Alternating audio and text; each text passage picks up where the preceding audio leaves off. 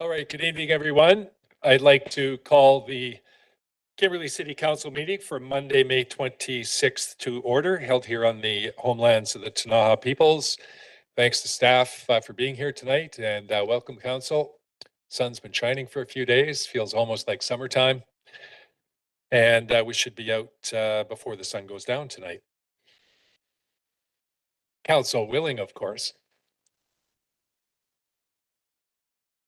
Maurice, do we have any late items? There is no late item, Mr. Mayor. All right, hearing none, could I have a mover to adopt the agenda? Councillor Cairns moves and Councillor McGuire seconds. All those in favor? That motion is carried. We have a couple of sets of minutes to adopt this evening. The first is the minutes of the regular meeting of council held on May the 12th. Mover, please. Councillor Roberts, thank you. Councillor McGuire seconds. All those in favor?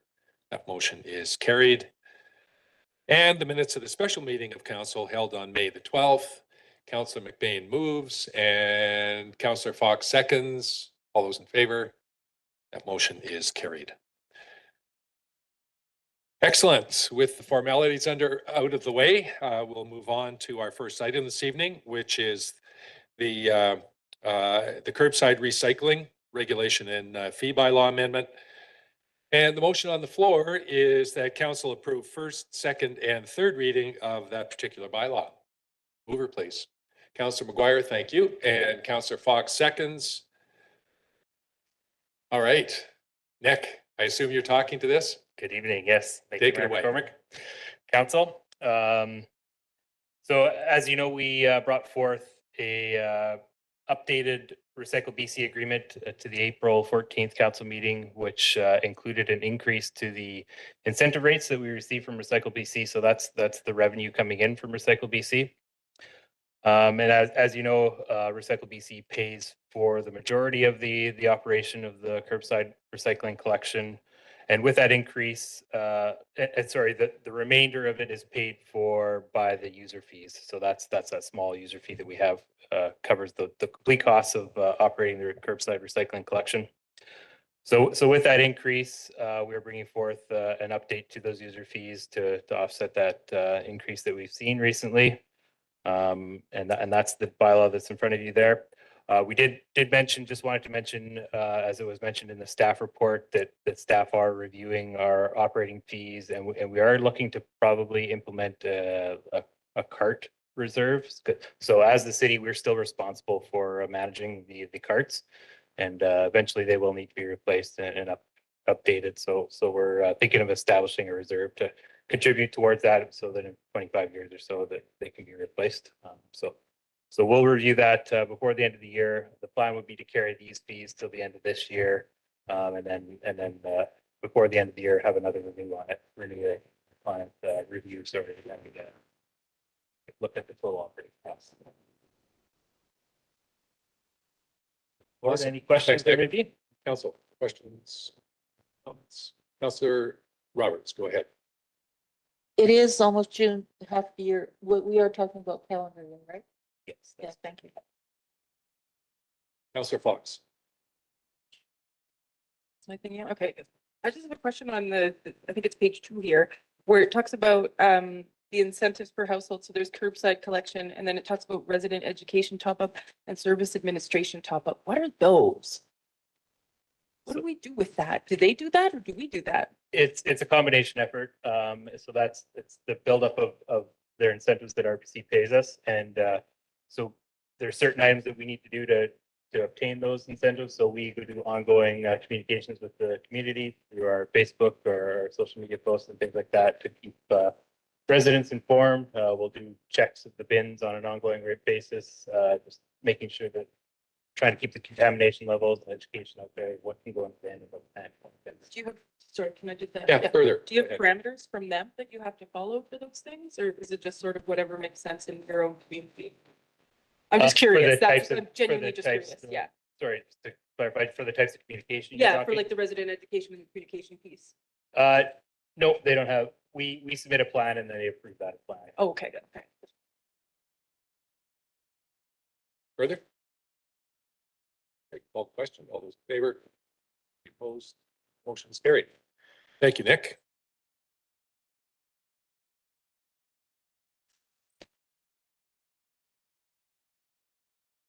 We have next up 3 notices on title to bring forward. The first one for 114 Sunflower Drive. And the motion on the floor is that council direct the corporate officer to file notice with BC Land Title with the statement as identified in the report. And further information in respect to this matter may be inspected at Kimberley City Hall during regular business hours. Could I have a mover, please? Councillor McGuire, thank you. And Councillor Karen seconds. Roy. Anything to add, I guess, would be the question. It's Nothing, fairly straightforward. yeah, nothing to comment on this too much. The owner's well aware, they've got the notice about this. This is a fairly longstanding issue. This house has been completed for a number of years and the couple issues remain outstanding and the owner has indicated agreement to allow the notice to be registered. Yeah. So just for public consumption, can you just explain what the reason for the notice on title is and how it's removed? Yeah, so in general, the process, we try not to use the notice on title process, but from time to time there is issues with some building permits that, outstanding bylaw contraventions or incomplete work, work that's not inspected before covered, are some of the more typical things. And we try to work with the applicants and project owner to get those completed satisfactorily. And sometimes for whatever reasons, it's costs or, just inability to get it completed to satisfaction. So the permit ends up expiring and we run out of time to kind of deal with that. And so what we want to do is make sure we register a notice on title of those contraventions so that if, for example, if there's a sale of the property, then any prospective purchasers are aware of it, or if there's refinancing or other issues, then this the notice that's registered on title will be a way for any interest in the property to be aware of those issues. Sometimes they are resolved as at the time of this property sale or shortly after, but until they are resolved, and to resolve them is apply for a new permit, get the work done, get it inspected, get all the requirements satisfied as needed, and then we just register a release file a release to release the registered notice. Right. Excellent. Thanks for that explanation. Anything further, council? All those in favor? Any opposed? That motion is carried. Next up, we have 824 Fifth Avenue, an update basically on this. This came before us. 361. Yeah, we'll do that next. We're going to do the update on Fifth Avenue first. And the motion on the floor is that the report from the manager of planning and sustainability dated May the 26th be received. Councillor McBain moves. Councillor Karen seconds. We had this before us a while back. This is an update. Go ahead, Troy. Yes, thank you, Mayor McCormick. This was before council in September and at that September 2024. And at that time, the property owners had requested more time and some deferral of the notice. So since then, they have applied for a building permit and have started to do some work towards resolving those issues. So yeah, we can consider this request for notice withdrawn at this time. We'll allow for the with the permit that's been issued, that'll give them the opportunity to get the work completed. And if so, then everybody's happy. If not, then we may be returning back to council in the future to register the notice or with the request to register the notice again. All right, excellent. Thank you, Troy. Councillor McBain. Yeah, with this one in particular, I just wanted to say I kind of like how the process played out. Like there was an opportunity there to have some discussion and came to a resolution. So just wanted to say, kudos to staff for working through it, in a really collaborative way. So yeah, thanks. All right, thank you for those comments. Go If I ahead, may Troy. just add to that, thank you, Councillor McBain. Sometimes that works well. Sometimes receiving the notice itself is enough to trigger or not, sorry, not receiving the notice, but the letter from the corporate office to say, hey, we're considering this notice. Sometimes that's enough to trigger the action that's required, and it doesn't have to come before council. Sometimes it requires coming to council and pleading for some more time. You know, yeah, so this works well. Hopefully they can get all those outstanding issues resolved, and we won't have to proceed. You know, sometimes there's so much to do that they might not be able to get there, I guess, but we'll see how this one plays out. Thank you, Troy. Call the question. All those in favor of receipt? Any opposed? Motion is carried. All right, next up, we have 361 Lindsay Street. And similar to Sunflower Drive, the motion on the floor is that that council direct the corporate officer to file the notice with the BC land title offering as identified in the report. And further, in respect of this matter, it can be inspected at City Hall during regular working hours. Could I have a mover, please? Councilor McGuire, thank you. Councilor McBain seconds. Anything further on this one, Troy? No, and just again, the owner has acknowledged that the work's not able to be completed, and they're okay with the notice being registered at this time. All right, call the question. All those in favor? Any opposed? Motion is carried. Okay, next up, we have the 2025 Community Wildfire Resiliency Plan. And the motion on the floor is that council approve this plan as attached to the fire chief's report dated May 26th. Councillor Cairns moves and Councillor McBain seconds. Nice piece of work here, Chief. Take it away. Thank you, Mr. Mayor and Council. I'll just give a bit of history on this one. It's been a couple years in the running on this project. And the reason we're doing it is due to funding requirement changes announced by UBCM in 2023. So moving forward with any future projects in 2024, we need to hit 3 check marks, which is one, a Fire Smart position, Community Fire Smart and Resiliency Committee, which 2 of those we meet right now. And now the current Community Wildfire Resiliency Plan update. And this will be checking that box as well too. So this will allow us to continue to apply for any future grant funding under that umbrella.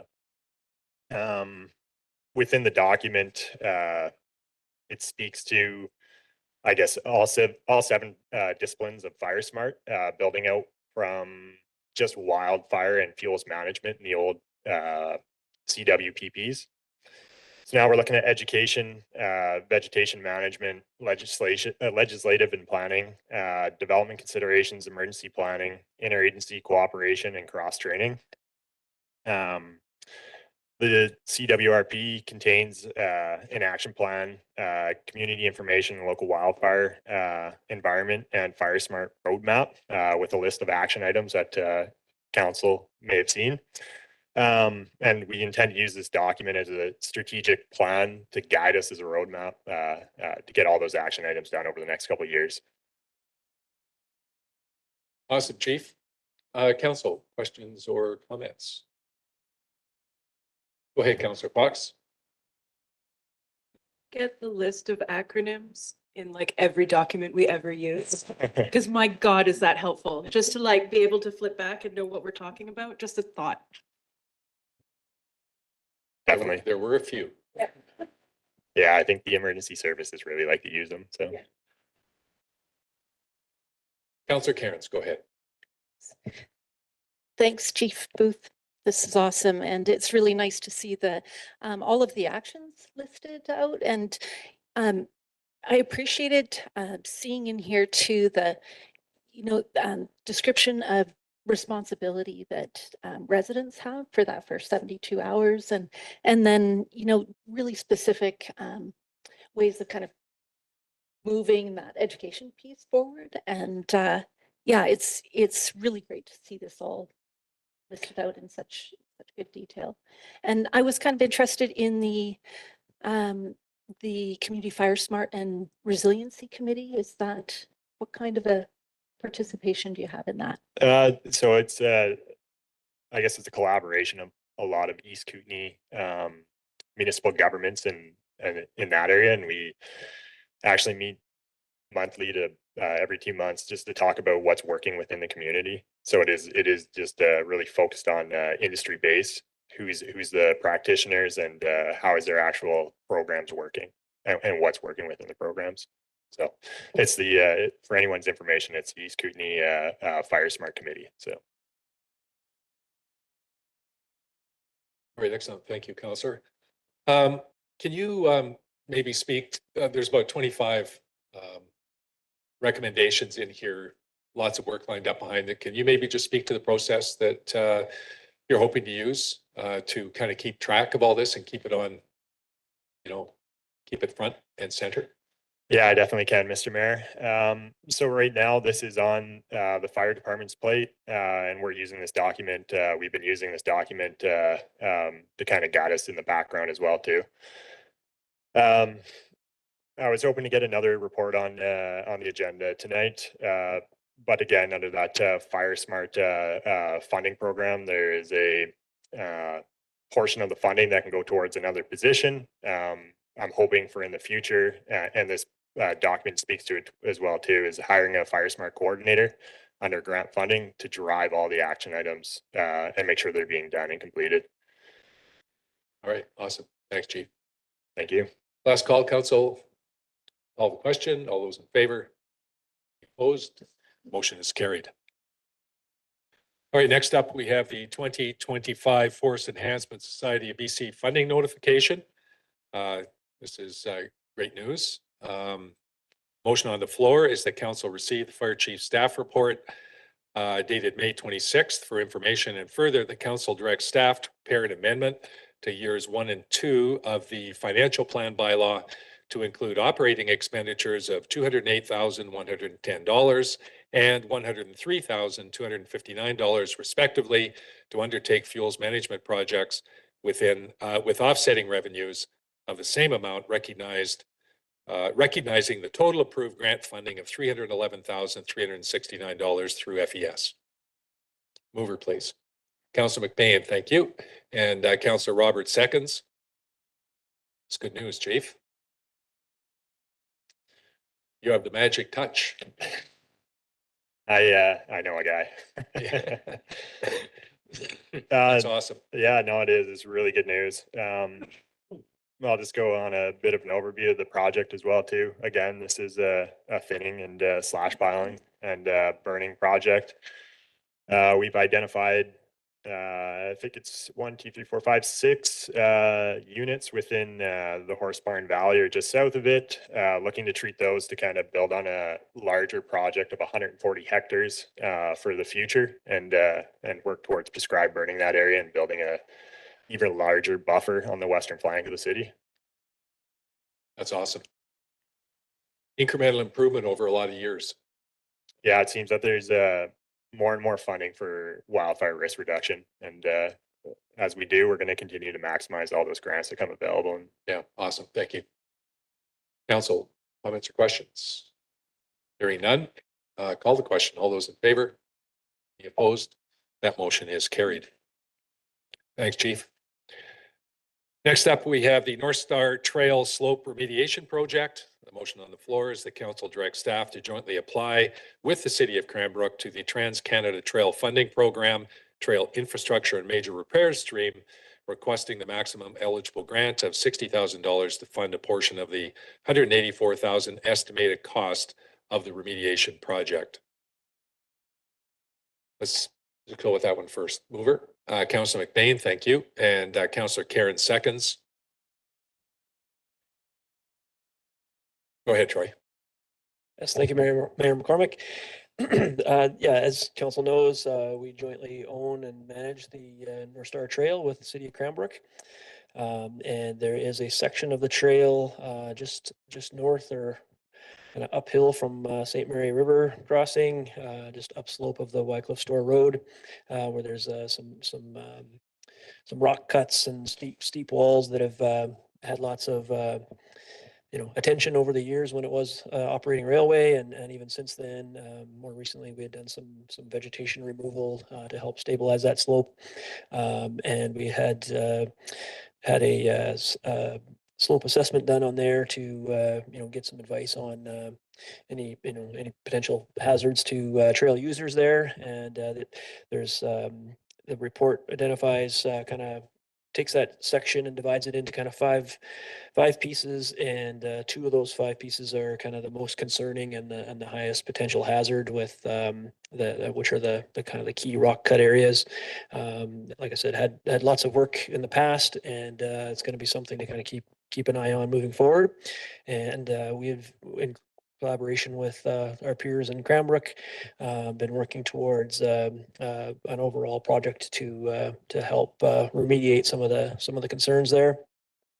And we've also been talking with the Trans-Canada Trail Funding Program, and we're quite confident that we'll be able to get funding from them to pay a good portion of the project, and then each city will contribute, will share the rest of that cost. So the overall estimated cost of the project is $184,000, and we're hopeful that $60,000 of that will be funded from the Trans-Canada Trail Program.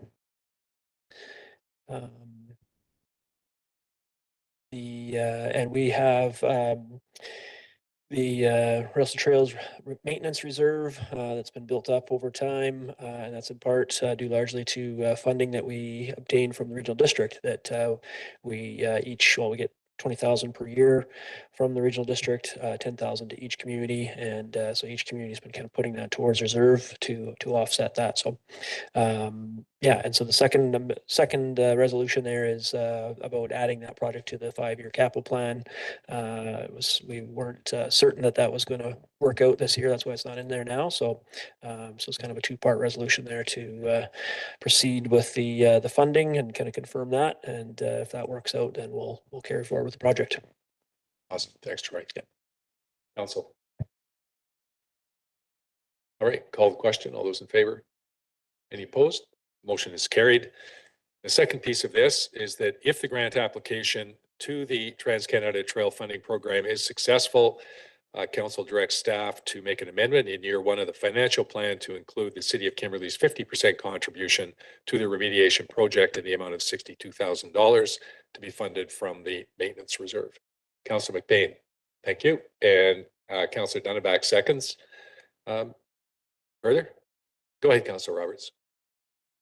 Just wondering whether we've ever really had to do much maintenance on that other than our clearing in the spring and removing of snow and so on. Yeah, Nick, you speak to Who would, Great question. Yeah, there's the regular annual maintenance items that happen every year. So mowing, sweeping the trail, clearing it during the winter, things like that. And then the reserve funds funded for these larger type projects that come up on a case by case. Yeah. thank you. Councillor Dunneback. I'm just wondering why I don't hear any help from the regional district in this project. Why it's just specifically Kimberley and Cranbrook, and why have we talked to the regional district at all about being involved in helping maybe with some sort of grants? Just a question. Yeah,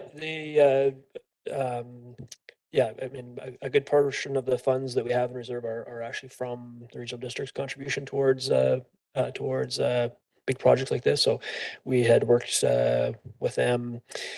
So we're on the last year of a 5-year funding agreement from them.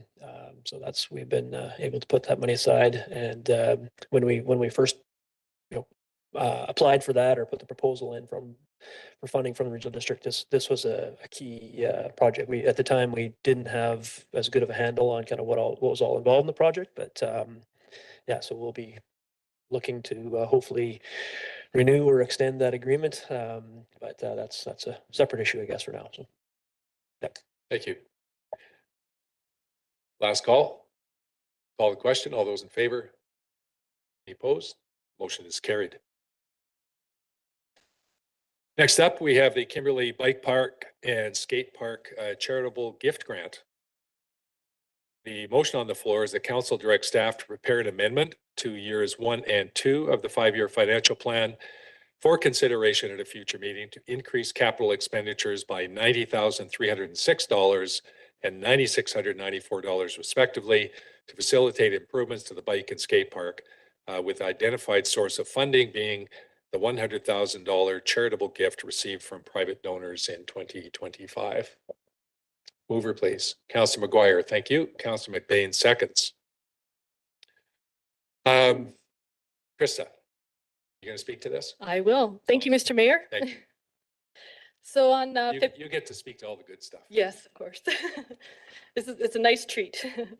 So on February 12th, 2025, the City of Kimberley was presented with a generous charitable gift from Rick and Daphne Hammond in the amount of $100,000 to use towards the Kimberley Bike and Skate Park.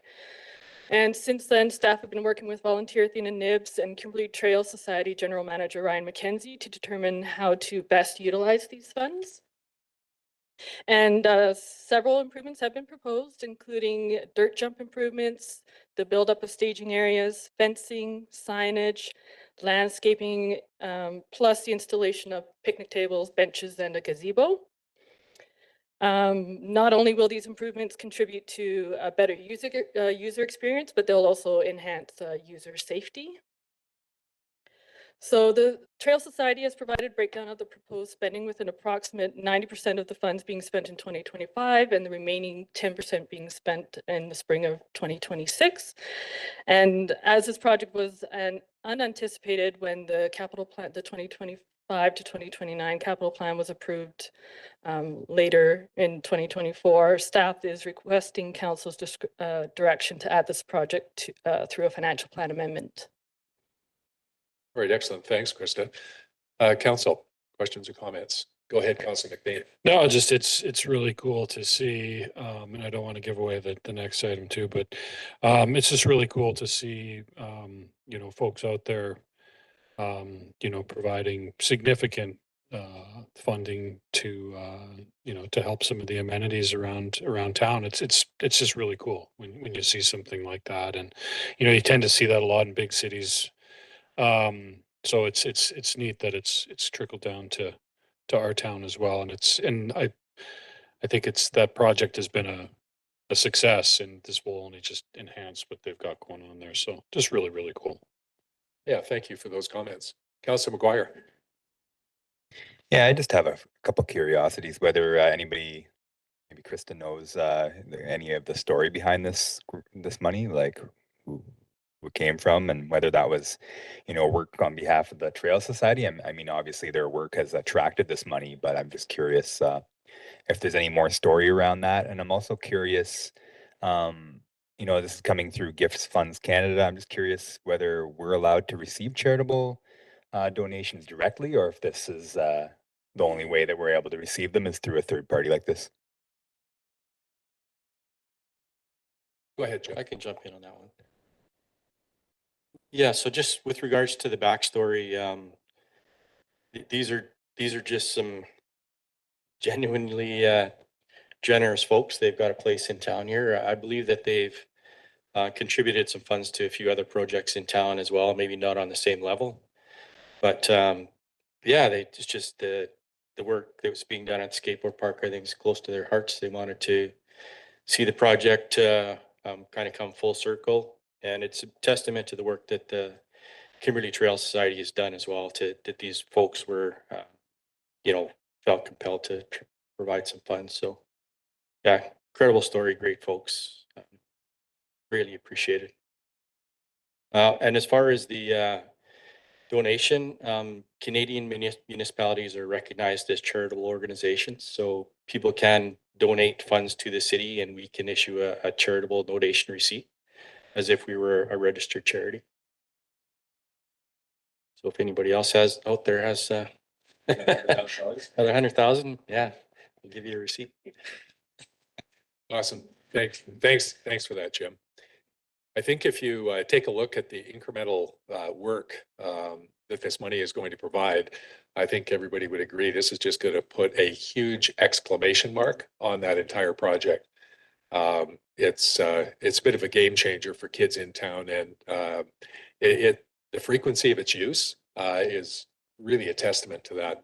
I think KTS have had trouble trying to keep kids off portions of the trail that weren't quite ready for prime time yet. So just a huge thank you to Rick and Daphne for their generous donation. Anything further, council? Hearing none, call the question. All those in favor? Opposed? I guess not. That motion is carried. Mr. Mayor, I'd like to recuse myself from the next topic. I'll leave the room. Okay, thank you, Councillor Roberts.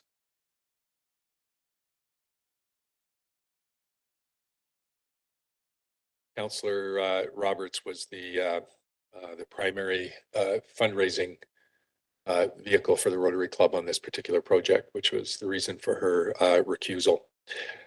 The motion on the floor is that council directs staff to prepare an amendment to year one of the financial plan to increase capital expenditures by $52,306 for the Rotary Park upgrade project, bringing the grand total to $383,306, with identified funding sources being donations and contributions. Mover, please. Councillor McGuire, thank you. And Councillor McBain seconds. So before I ask council for comments on this, I want to just go back to the last meeting, and I think it's made reference in the report here, but when council was asked to contribute some money here all those months ago, I don't think it was entirely clear. We were not giving money to the Rotary Club. We are responsible for that park. And if the Rotary Club weren't raising these capital funds, we'd be paying the full shot, the full 383,000 out of city reserve funds. I don't think that was exactly clear. I think there was a general feeling I had that it was really us, the Rotary Club, asking us for money, and that was definitely not the case.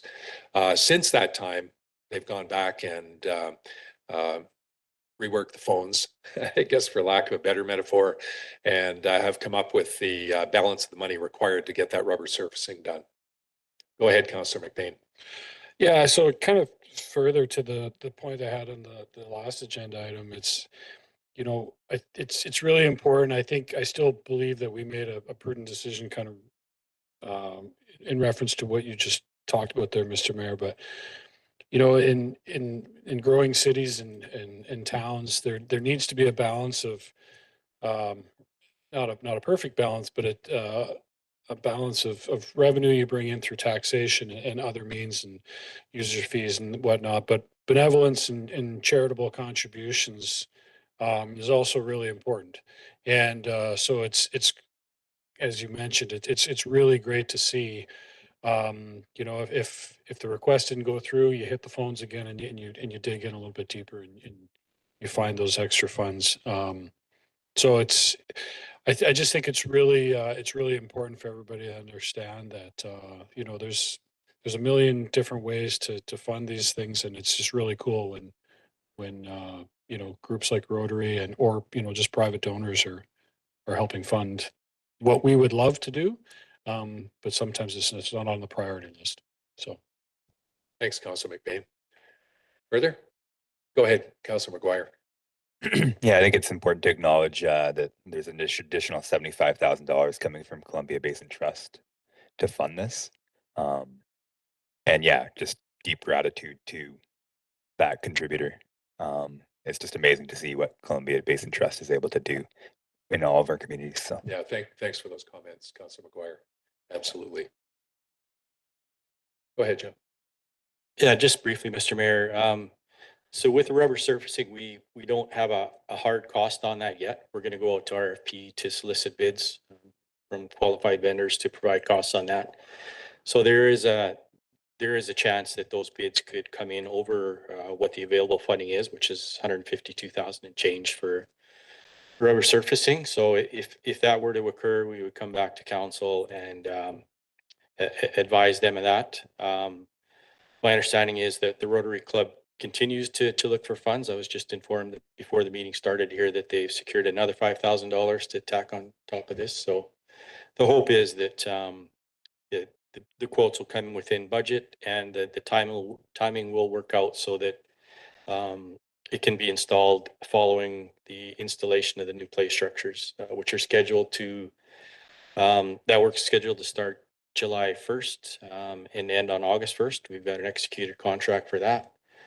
So timing is going to be tight between turning around an RFP and getting somebody scheduled to come in. So even if it does come within budget, there's also a possibility that it may not go in until next year, depending on how things shake out here.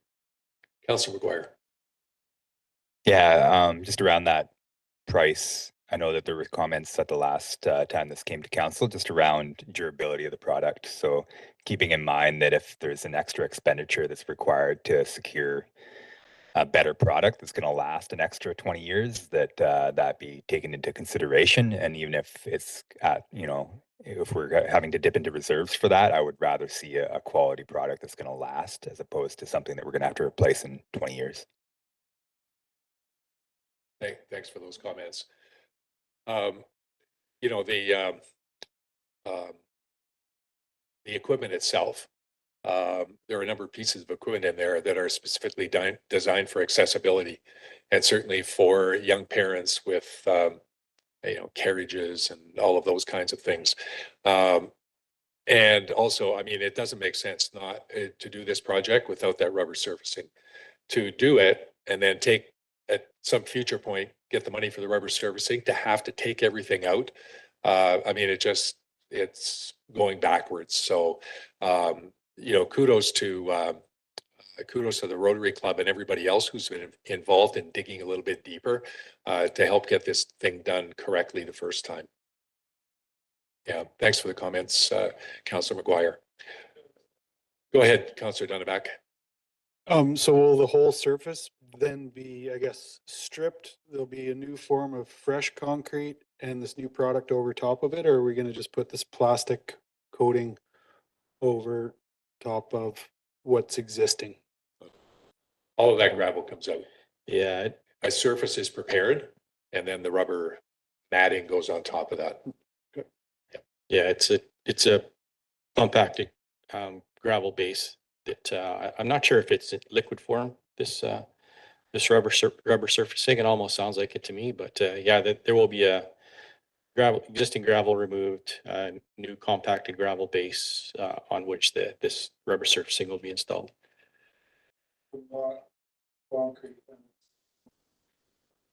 That's correct. Yeah.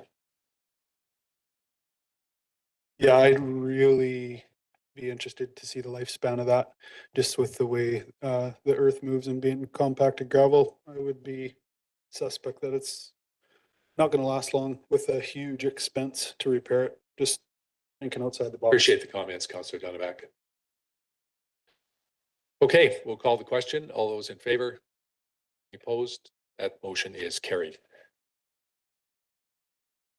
Diana, can you grab Sandra? Okay, please.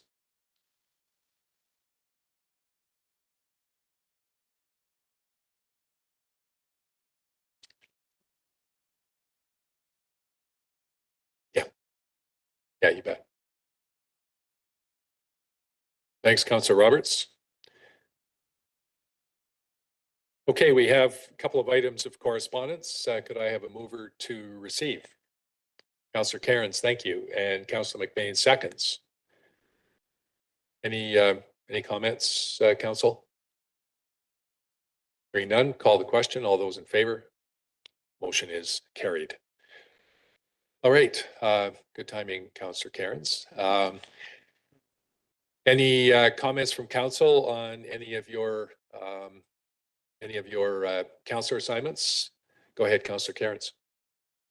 Thank you. There's just a couple of things that I wanted to note. And one was that we just received the snow and water supply bulletin today and was distributed to council, mayor and council. And I just wanted to, I was looking at the map and note that the East Kootenay is in the red zone. So noting 32% of normal as of May 15th.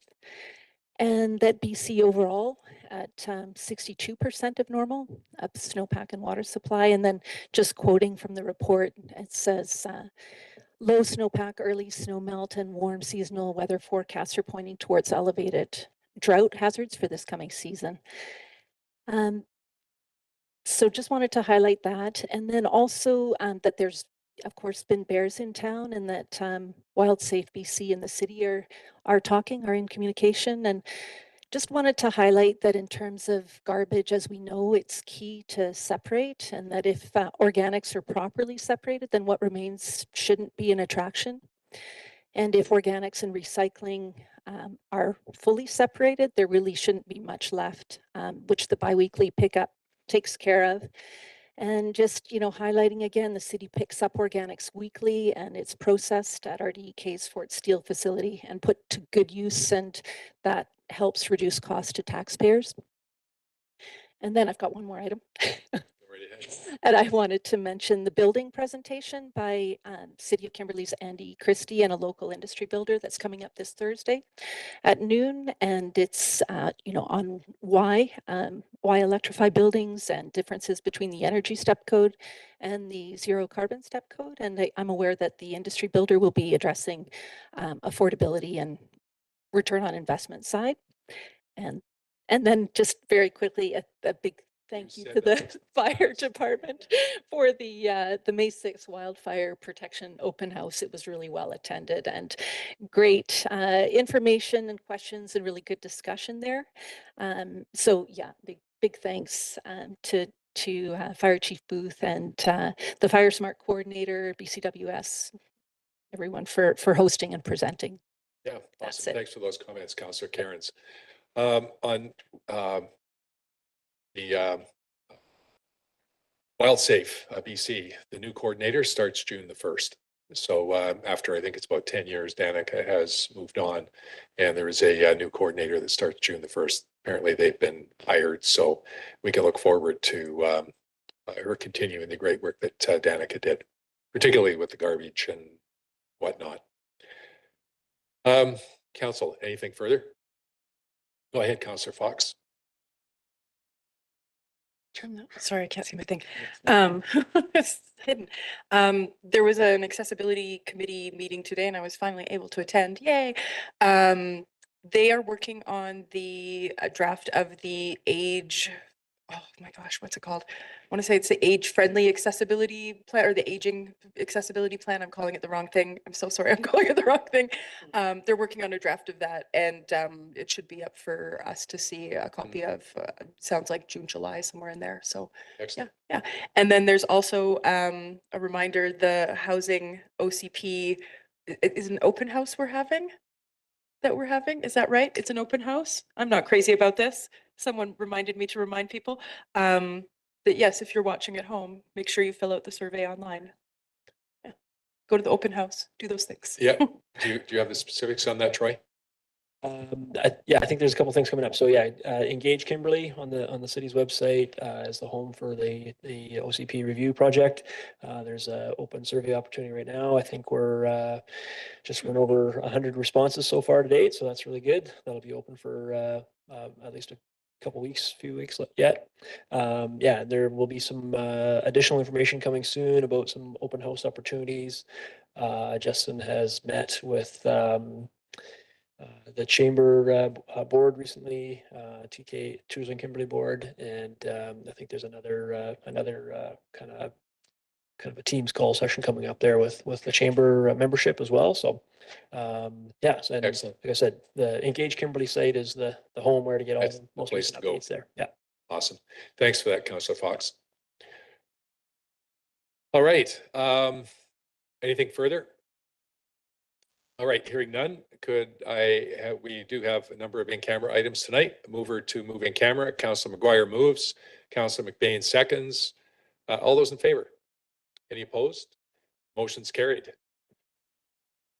Thanks, staff. Appreciate you being here, as always. No hard questions tonight. You weren't put on the spot, Nick. I don't know what that's about.